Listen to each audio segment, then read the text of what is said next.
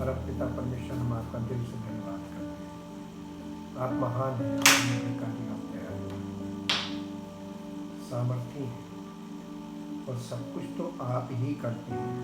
हमें तो आपके किए पर ध्यान करना है, उसको समझना है, उसे ग्रहण करना है और उस पर विश्वास बनाए रखना है, ताकि आपकी सामर्थ हमारे जीवन में छुटकारे का काम करे और हमें पूर्ण छुटकारा आपकी सामर्थ के द्वारा प्राप्त हो, ताकि सब कुछ किए जाने का श्रेय आपको मिले और आपकी सामर्थ के द्वारा हमारा जीवन आपकी महिमा का कारण बने। इसलिए हम अपने आप को आपको समर्पित करते हैं और बड़े समर्पण के साथ आपके सामने आए, ताकि आपका अनुग्रह हर उस व्यक्ति पर जो आज आपके वचन को सुनेगा, ध्यान लेगा और अपने मन में इन बातों को बैठा लेगा, उसके जीवन में आपकी सामर्थ प्रकट हो और पूर्ण छुटकारा उसके जीवन में से प्राप्त हो, ताकि उसके जीवन से भी आपकी महिमा प्रकट हो और सारा आदर सारी महिमा।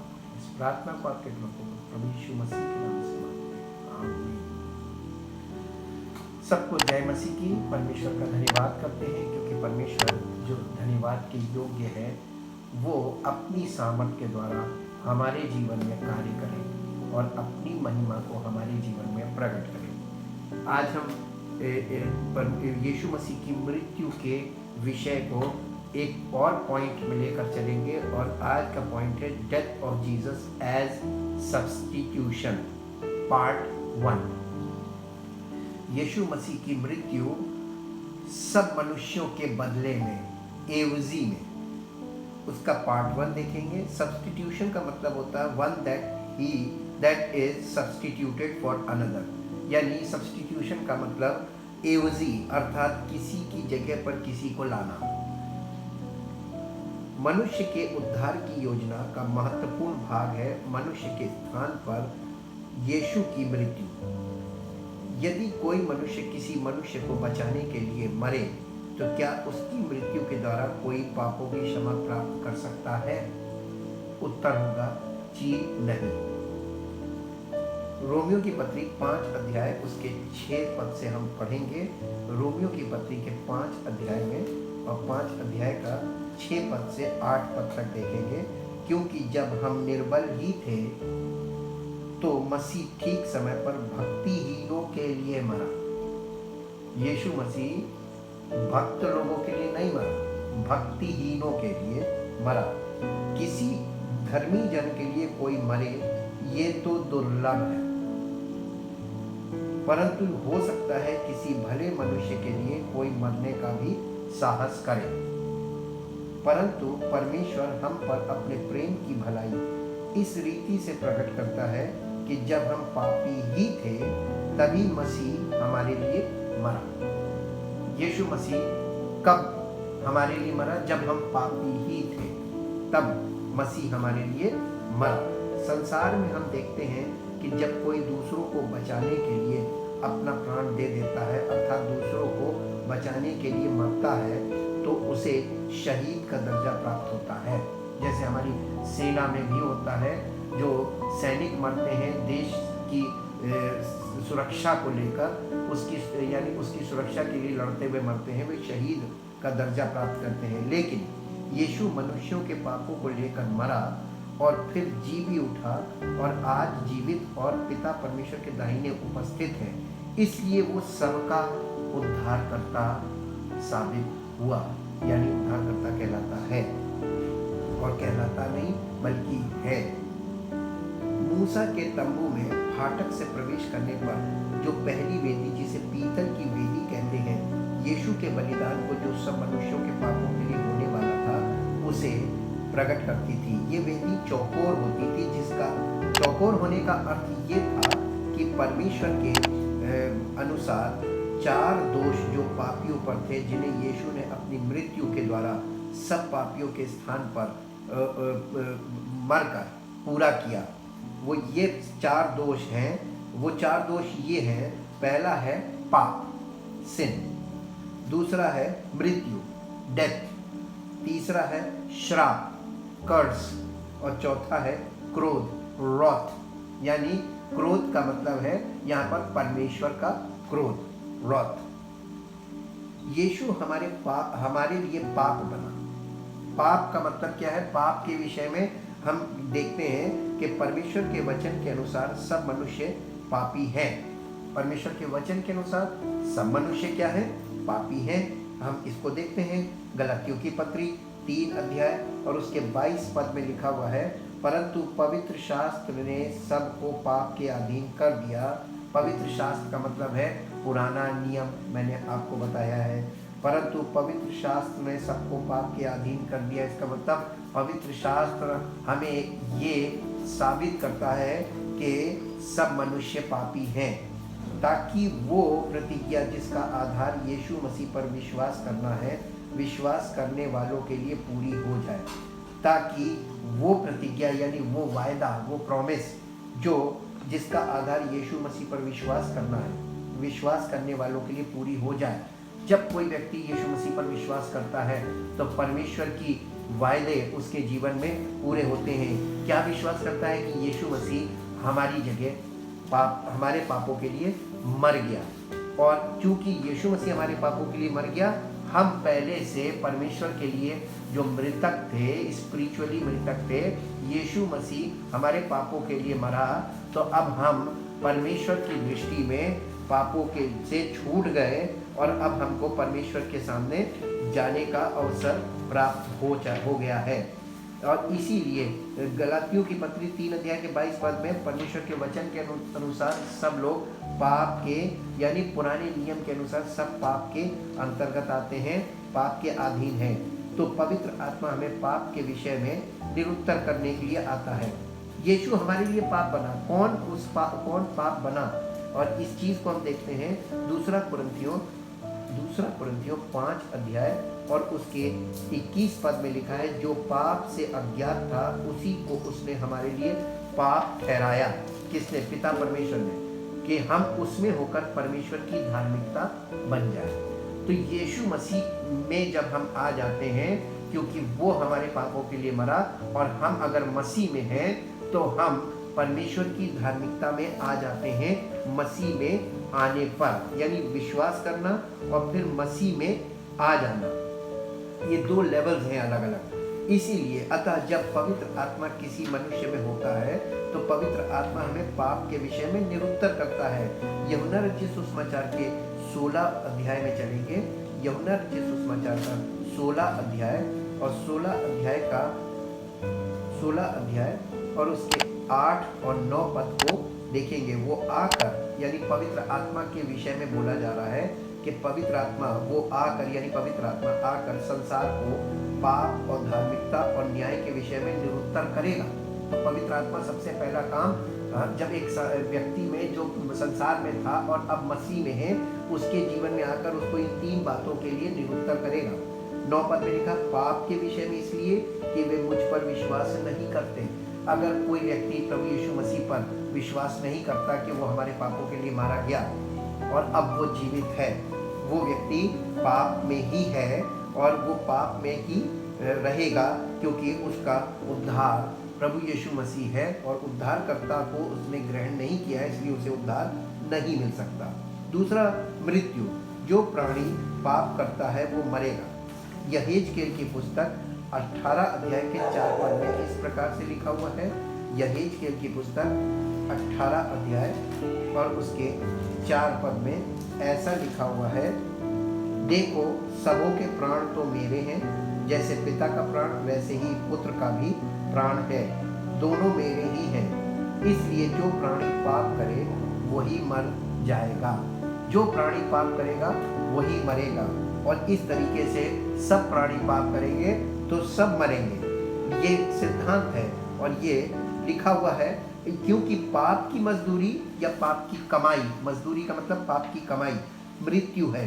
रोमियो की पत्री उसके 6 अध्याय में आएंगे और 6 अध्याय का 23 पद देखेंगे, जहाँ इस प्रकार लिखा हुआ है, क्योंकि पाप की मजदूरी तो मृत्यु है, परंतु परमेश्वर का वरदान हमारे प्रभु मसीह यीशु में अनंत जीवन है।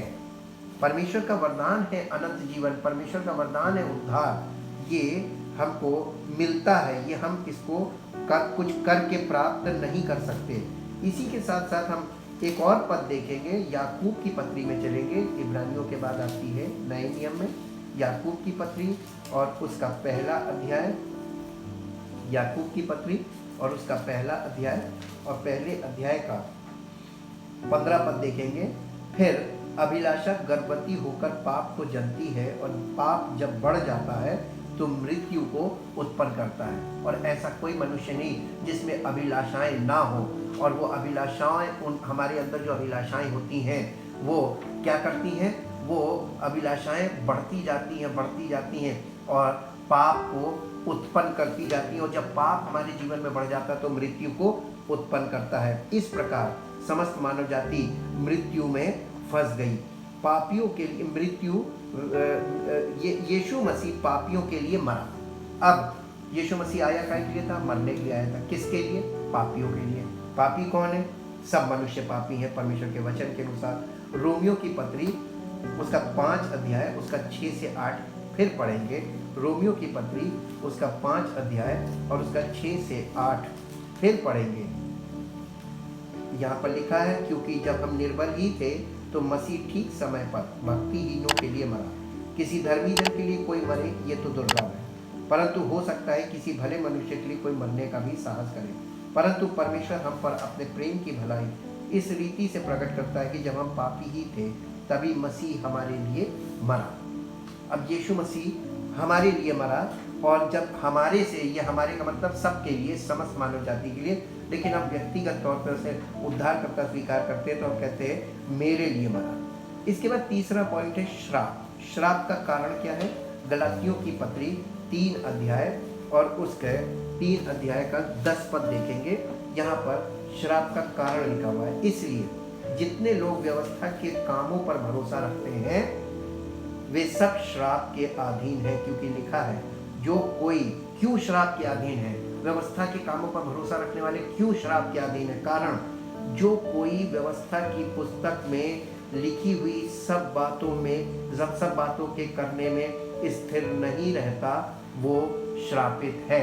अब एक बात हम देखते हैं और ध्यान करते हैं कि व्यवस्था में लिखी हुई सब बातों पर हम यानी संपूर्ण रीति से चल नहीं सकते, और सब बातों को जैसी लिखी है वैसी हम मान नहीं सकते, क्योंकि हम समझ ही नहीं पाते कि किसका मतलब क्या है। इसलिए जो कोई व्यवस्था के कामों पर भरोसा रखता है वो श्राप के अधीन इसलिए है क्योंकि लिखा है, परमेश्वर के वचन में, पुराने नियम में लिखा है कि जो कोई व्यवस्था की पुस्तक में लिखी हुई सब बातों के करने में स्थिर नहीं रहता, यानी जो कहा गया है वैसा करते रहना है, स्थिर रहना है उसमें, ये नहीं कि आज किया कल छोड़ दिया, स्थिर नहीं रहता, वो श्रापित है। श्राप कहाँ से आ रहा है? हमारे खुद के प्रयास से, जो हम जबरदस्ती अपने उद्धार के लिए कोई कार्य कर रहे हैं, जबरदस्ती, वो श्राप के अंतर्गत है, क्योंकि हम अपना उद्धार खुद प्राप्त करना चाह रहे हैं, उद्धार कमाना मांग रहे हैं, और इसलिए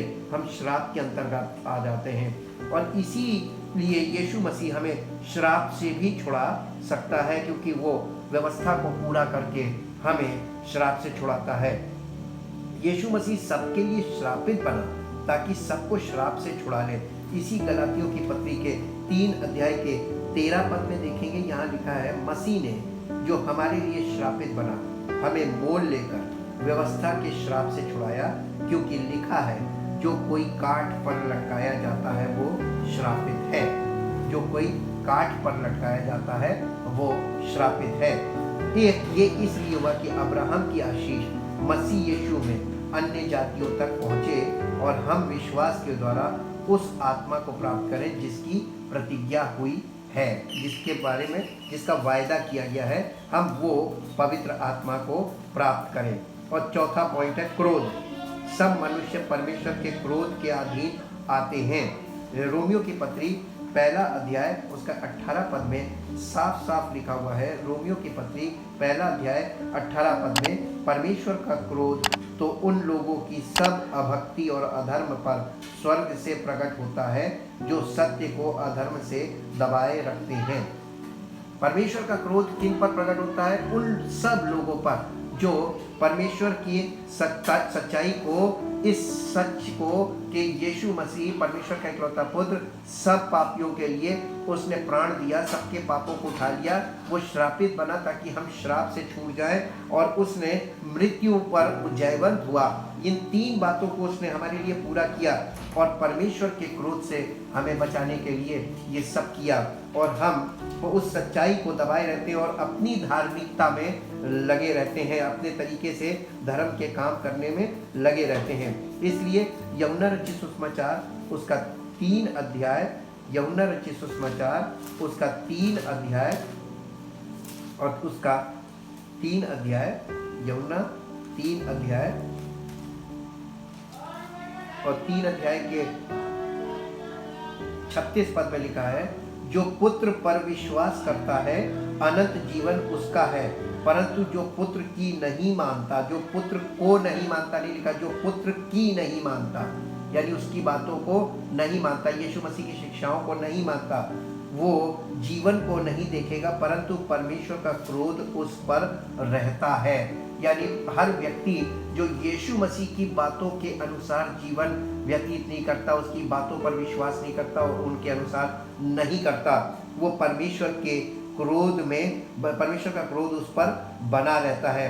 इफिसियों की पत्री 2 अध्याय उसका 3 पद, इफिसियों की पत्री 2 अध्याय और उसके 3 पद में इस प्रकार से लिखा हुआ है, इनमें हम भी सब के सब पहले अपने शरीर की लालसाओं में दिन बिताते थे और शरीर और मन की इच्छाएं पूरी करते थे और अन्य लोगों के समान स्वभाव ही से क्रोध की संतान थे। परंतु परमेश्वर ने जो दया का धनी है, अपने उस बड़े प्रेम के कारण जिससे उसने हमसे प्रेम किया, जब हम अपराधों के कारण मरे हुए थे तो हमें मसीह के साथ जिलाया, अनुग्रह ही से तुम्हारा उद्धार हुआ है और मसीह यीशु में उसके साथ उठाया और स्वर्गीय स्थानों में उसके साथ बिठाया, कि वो अपनी उस कृपा से जो मसीह यीशु में हम पर है, आने वाले समयों में अपने अनुग्रह का असीम धन दिखाए। यानी परमेश्वर हमारे जीवन में पूरा सब काम, उद्धार का पूरा कार्य वो ही कर रहा है, हमें कुछ नहीं करना है, हमें तो सिर्फ उसके उन कार्यों को ग्रहण करना है। यीशु को पिता परमेश्वर ने सब मनुष्यों के लिए प्रायश्चित मान लिया, अर्थात जिसके द्वारा सब मनुष्यों को सिद्ध किया जा सके, ताकि सब मनुष्यों को परमेश्वर के क्रोध से बचाने वाला हो। रोमियो की पत्री 3 अध्याय के 25 पद को देखेंगे। रोमियो की पत्री 3 अध्याय और उसका 25 पद यहाँ पर इस प्रकार से लिखा हुआ है। 3 अध्याय के 25 पद में, उसे यानी प्रभु यीशु मसीह को, उसे परमेश्वर ने उसके लहू के कारण एक ऐसा प्रायश्चित ठहराया जो विश्वास करने से कार्यकारी होता है, कि जो पाप पहले किए गए और जिन पर परमेश्वर ने अपनी सहनशीलता के कारण ध्यान नहीं दिया, उनके विषय में वो अपनी धार्मिकता प्रकट करे। ये परमेश्वर ने यीशु मसीह को हमारे लिए उसके लहू के कारण हमारे लिए प्रायश्चित ठहराया। इसका मतलब यीशु मसीह ने जो प्रायश्चित किया वो सब मनुष्यों के लिए किया, और परमेश्वर ने उसी प्रायश्चित को सब मनुष्यों के लिए उद्धार का जरिया बनाया। यानी बिना उसके कोई किसी को उद्धार नहीं मिलेगा। चाहे हम यीशु मसीह को किनारे करके, अगर हम परमेश्वर के सामने कुछ भी करके उद्धार प्राप्त करने का प्रयास कर रहे हैं, तो वो परमेश्वर को क्रोध और बढ़ा रहे हैं और हम श्राप कमा रहे हैं। रोमियो की पत्री 5 अध्याय का 9 पद देखेंगे। रोमियो की पत्री के 5 अध्याय का 9 पद यहाँ पर इस प्रकार से लिखा हुआ है, अतः जबकि हम अब उसके लहू के कारण धर्मी ठहरे, तो उसके द्वारा परमेश्वर के क्रोध से क्यों ना बचेंगे। यीशु मसीह के लहू के द्वारा जब हम धर्मी ठहरते हैं तो परमेश्वर के क्रोध से क्यों ना बचेंगे। परमेश्वर के क्रोध से कौन बचाता है? यीशु मसीह के बलिदान में जो लहू बहा यीशु मसीह का, वो लहू हमें परमेश्वर के क्रोध से बचाता है। इसलिए पहला पत्रस 3 अध्याय के 18 पद में इस प्रकार से लिखा हुआ है। पहला पत्रस उसका 3 अध्याय, पहला पत्रस 3 अध्याय और 18 पद में लिखा है, इसलिए कि मसीह ने भी अर्थात अधर्मियों के लिए धर्मी ने पापों के कारण एक बार दुख उठाया ताकि हमें परमेश्वर के पास पहुंचाए। वो शरीर के भाव से तो घात किया गया पर आत्मा के भाव से जिलाया गया। प्रभु यीशु मसीह हमें वो जीवित है और उसने अपने शरीर के द्वारा हमको शरीर की तमाम पाप की क्रियाएं, पाप की अभिलाषाएं जो हमारे शरीर में कार्य करती हैं और जिसका पूरा प्रभुत्व हमारे शरीर पर है और हमारा प्राण हमारे शरीर के अंदर है, इसलिए हमारा प्राण हमारे शरीर के अधीन ना रहे बल्कि परमेश्वर के अधीन, हमारा प्राण परमेश्वर की आत्मा के अधीन हो जाए। इसलिए उसने हमारे प्राणों को उद्धार देने के लिए छुड़ाया। अतः यीशु मसीह ने जो किया और जो सहा वो सब मनुष्यों के स्थान पर किया ताकि सबको पाप, मृत्यु, श्राप व परमेश्वर के क्रोध से बचाने वाला हो। इसलिए उसने जो किया एक प्रकार से सब मनुष्यों के छुटकारे के लिए दान दे दिया। उसके द्वारा हमें वो छुटकारा प्राप्त होता है जो हमारे द्वारा करने पर भी नहीं, हमारे स्वयं के कुछ करने पर नहीं हो सकता है। इस प्रकार से यीशु मसीह का बलिदान पापियों के पाप से छूटने का दाम है। उसने हमें दाम देकर छुड़ाया। तो यीशु ने अपने जो बलिदान का काम किया वो यानी वो बिल था जो उसने पे किया हमारे फिरौती में, हमारे छुटकारे के लिए। हम या जैसे जब कोई बच्चा किडनैप हो जाता है तो फिरौती मांगी जाती है और जब फिरौती की रकम दे दी जाती है तो वो बच्चा छूट जाता है, वो व्यक्ति छूट जाता है। तो इसी प्रकार से प्रभु यीशु मसीह ने हम जो पाप के गुलामी में फंसे हुए थे उसने फिरौती देकर, फिरौती में क्या दिया? अपना प्राण दिया, वो बलिदान दिया, जिस बलिदान के द्वारा उसने वो सब कंडीशंस को पूरा किया जो परमेश्वर के व्यवस्था के अनुसार पूरी होनी चाहिए थी और उसे पूरा करके हम सबको छुटकारे का सुसमाचार दिया गया। यूहन्ना रचित सुसमाचार के 11 अध्याय में चलेंगे। यीशु मसीह के विषय में जो षड्यंत्र रचा गया था, हम उसकी मृत्यु के संबंध में कुछ सत्य देखेंगे। यहाँ पर यूहन्ना रचित सुसमाचार उसके 11 अध्याय में आएंगे, 45 पद से पढ़ेंगे। तब जो यहूदी मरियम के पास आए थे और उसका ये काम देखा था, उनमें से बहुतों ने उस पर विश्वास किया, परंतु उनमें से कुछ ने फरीसियों के पास जाकर यीशु के कामों का समाचार दिया। इस पर प्रधान याजकों और फरीसियों ने महासभा बुलाई और कहा, हम करते क्या हैं? ये मनुष्य तो बहुत चिन्ह दिखाता है। यदि हम उसे यूं ही छोड़ दें तो सब उस पर विश्वास ले आएंगे और रोमी आकर हमारी जगह और जाति दोनों पर अधिकार कर लेंगे। तब उनमें से काइफा नामक एक व्यक्ति ने, जो उस वर्ष का महायाजक था, उनसे कहा, तुम कुछ भी नहीं जानते। अब ये कैफा उस समय का महायाजक था और वो महायाजक खड़े होके कह रहा है कि तुम कुछ नहीं जानते और ना ये समझते हो कि तुम्हारे लिए ये भला है कि समझते हो कि तुम्हारे लिए ये भला है कि हमारे लोगों के लिए एक मनुष्य मरे और सारी जाति नष्ट ना हो। एक मरे ताकि सारी जाति नष्ट ना हो। ये बात उसने अपनी ओर से ना कही, परंतु उस वर्ष का महायाजक होकर भविष्यवाणी की कि यीशु उस जाति के लिए मरेगा और न केवल उस जाति के लिए वरन इसलिए भी कि परमेश्वर की तितर बितर संतानों को एक कर दे। अतः उसी दिन से वे उसे मार डालने का षड्यंत्र रचने लगे। ये यीशु मसीह के मारने का जो षड्यंत्र रचा गया था उसके अंदर की बात है। अब इसी बात को और थोड़ा सा स्पष्ट करते हैं। यूहन्ना रचित सुसमाचार के 18 अध्याय में आएंगे और यहाँ पर उसके 12 पद से देखेंगे। अभी हमने कैफा को देखा, अब हम हन्ना को देखेंगे। 18 अध्याय के 12 पद में लिखा है, हन्ना के समक्ष यीशु। तब सैनिकों और उनके सूबेदार और यहूदियों के प्यादों ने यीशु को पकड़कर बांध लिया और पहले उसे हन्ना के पास ले गए, क्योंकि वो उस वर्ष के महायाजक कैफा का ससुर था। अब ये हन्ना कौन था? ये कैफा का ससुर था, और ये वही कैफा था जिसने यहूदियों को सलाह दी थी कि हमारे लोगों के लिए एक पुरुष का मरना अच्छा है। ये वही कैफा था। ये कैफा का कैफा यानी हन्ना कौन था? हन्ना क्योंकि उस वर्ष के महायाजक कैफा का ससुर था, यानी उस समय कैफा महायाजक था और उस महायाजक का ससुर कौन था? हन्ना। यानी ये कैफा का से उम्र में ज्यादा होगा, और इसलिए ये उसके पास ले गए। ये वही कैफा था जिसने यहूदियों को सलाह दी थी कि हमारे लोगों के लिए एक पुरुष का मरना अच्छा है। और परमेश्वर की योजना एक जाति विशेष के लिए नहीं थी, बल्कि परमेश्वर की योजना एक मनुष्य को समस्त मनुष्य जाति को बचाने के लिए मरना आवश्यक था।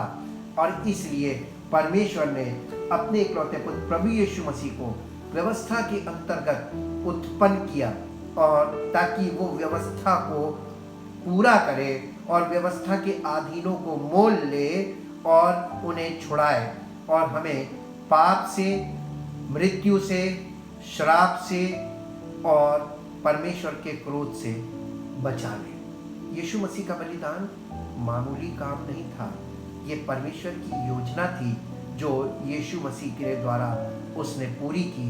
और अच्छी बात यह है कि प्रभु यीशु मसीह ने पिता परमेश्वर की इच्छा को पूरा करने के लिए अपने आप को समर्पित किया, तभी तो उसके विषय में ये बात लिखी गई फिलिपियों की पत्री अध्याय 2 में, और फिलिपियों की पत्री के अध्याय 2 में उसके विषय में ऐसा लिखा गया, और उस मसीही लोगों को ये बात बोली गई जो आपको मिलेगी फिलिपियों की पत्री 2 अध्याय 5 पद में। यहाँ से हम पढ़ेंगे, जैसा मसीह यीशु का स्वभाव था वैसा ही तुम्हारा भी स्वभाव हो, जिसने परमेश्वर के स्वरूप में होकर भी परमेश्वर के तुल्य होने को अपने वश में रखने की वस्तु ना समझा, किसी प्रकार का घमंड नहीं किया, और वरन अपने आप को ऐसा शून्य कर दिया और दास का स्वरूप धारण किया और मनुष्य की समानता में हो गया। परमेश्वर मनुष्य की समानता में हो गया, यानी उसके पास परमेश्वर की सारे आत्मिक वरदान भी थे, उसने एक वरदान का भी इस्तेमाल नहीं किया। उसने परमेश्वर की सामर्थ्य का, उसके आत्मिक हथियारों का बिल्कुल प्रयोग नहीं किया, बल्कि मनुष्य की समानता में हो गया। जैसे एक निर्बल मनुष्य जो परमेश्वर की इच्छा को अगर पूरा करना चाहे तो नहीं कर सकता, और मनुष्य के रूप में प्रकट होकर अपने आप को दीन किया, और यहाँ तक आज्ञाकारी रहा कि मृत्यु, हाँ, क्रूस की मृत्यु भी सह ली। इस कारण परमेश्वर ने उसको अति महान भी किया और उसको वो नाम दिया जो सब नामों में श्रेष्ठ है, कि जो लोग स्वर्ग में और पृथ्वी पर और पृथ्वी के नीचे हैं वे सब यीशु के नाम पर घुटना टेके। यानी यीशु, परमेश्वर ने यीशु को वो नाम दिया जो आज सब नामों में श्रेष्ठ है। लेकिन कैसे दिया? यीशु ने अपने आप को परमेश्वर को पूरी तरीके से समर्पित किया, और परमेश्वर की सामर्थ्य, सारी सामर्थ्य होने के बावजूद, उसका इकलौता पुत्र होने के बावजूद, सारा अधिकार उसके पास था, उसके बावजूद उसने अपने आप को शून्य किया, यानी बिल्कुल निर्बल मनुष्य के समान, ताकि परमेश्वर की योजना उसके जीवन में पूरी हो। अगर आप सच्चाई को जानते हैं, आप परमेश्वर के वचन को अच्छी तरीके से समझते हैं, तो यीशु मसीह के पास ये वरदान था कि वो उसका प्राण कोई ले नहीं सकता था, यानी जब तक, इसीलिए हम क्रूसीफिक्शन में देखते हैं कि यीशु मसीह ने अपना प्राण त्यागा था, उसका प्राण निकला नहीं था, उसने त्यागा था, क्योंकि उसके पास वरदान था कि वो अपना प्राण देकर उसे वापस प्राप्त कर सकता है। और प्रभु यीशु मसीह ने जब सब कुछ पूरा हुआ तो आखिरी बात बोली जो क्रूस पर के पूरा हुआ, उसके बाद उसने अपना प्राण त्याग दिया, ताकि आगे का काम भी समय पर पूरा हो, और तीसरे दिन वो समय से मुर्दों में से जीवित हुआ, और सारा काम समय पर होता चला गया। इसलिए हम परमेश्वर की योजना को उसके इकलौते पुत्र के द्वारा जो उसने पूरी की, और पुत्र के उस आज्ञाकारी पुत्र को जिसने परमेश्वर पिता की आज्ञा मानने के लिए वो सब कुछ जो उसकी क्षमता से भी बाहर था, वो असहनीय था, लेकिन उसने उन सब चीज़ों को सहा ताकि पिता का प्रेम और उस प्रभु यीशु मसीह के उन कार्यों की सामर्थ्य उन पापियों के जीवन में सिद्ध हो जो पाप से छूटना चाहते हैं और इसके लिए वो पापियों का उद्धारकर्ता बन गया। आइए हम अपने उद्धारकर्ता को समर्पित करें अपने आप को। हम अपने उद्धार के लिए कुछ नहीं कर सकते और ना ही हम ऐसा करेंगे कि हम व्यर्थ में कुछ परिश्रम करें जिससे परमेश्वर के किए का अनादर हो। परमेश्वर का क्रोध ऐसे लोगों पर बढ़ता है। हम अपने उद्धार के लिए कुछ नहीं कर सकते, बल्कि हम परमेश्वर के द्वारा उद्धार प्राप्त करते हैं, क्योंकि उसने हमें अपने पुत्र को उद्धारकर्ता के रूप में दिया है। आइए उस उद्धारकर्ता को अपना व्यक्तिगत उद्धारकर्ता स्वीकार कीजिए, ताकि पवित्र आत्मा के द्वारा आपके जीवन में उद्धार का कार्य परमेश्वर की ओर से पूरा किया जाए और परमेश्वर की महिमा आपके जीवन से प्रकट हो, जो बिना परमेश्वर के आत्मा की सामर्थ्य नहीं हो सकती। परम पिता परमेश्वर, हम आपका धन्यवाद करते हैं आपके महान प्रेम और उस अनुग्रह के लिए जो आपने अपने पुत्र के द्वारा सब मनुष्यों पर प्रकट किया है, ताकि जो कोई विश्वास करे वो उद्धार पाए और उसका जीवन परमेश्वर की महिमा से परिपूर्ण हो, ताकि परमेश्वर का नाम सब जीवन में, सबके जीवनों में महिमान्वित होने पाए। धन्यवाद करते प्रभु, इस प्रार्थना को आपके इकलौते पुत्र प्रभु यीशु मसीह के नाम से मांगते हैं, आमीन। परमेश्वर आपको आशीष दे और अपनी महिमा आपके जीवन में प्रकट करे।